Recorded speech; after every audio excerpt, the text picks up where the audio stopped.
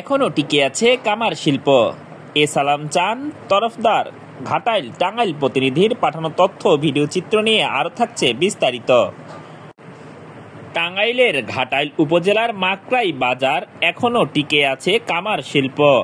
আধুনিক যন্ত্রযুগে বিজ্ঞান ও প্রযুক্তির ঊর্ধ্বগতির প্রভাবে এ শিল্প হারানোর পথে। 1350 খ্রিস্টপূর্বাব্দে প্রথম মিশরের কামার শিল্প সম্প্রসারিত হয়।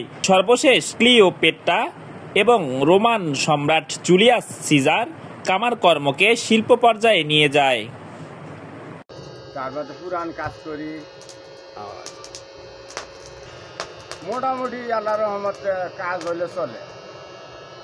জাতিগতভাবে আপনি কি পূর্বে আমরা শুনতাম এ কাজ শুধু হিন্দু লোকরাই করে, কিন্তু এখন এদেশের মানুষ এর সংখ্যা দিন দিন বেড়ে যাওয়ার কারণে মুসলিম মানুষরাও এখন চুল কাটে, মাঝির কাজ করে।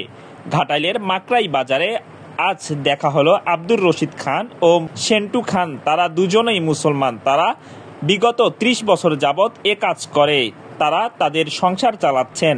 তারা দা, কোদাল, কাঁচি, বটি, শাবল, খন্তা ইত্যাদি তৈরি করে থাকে।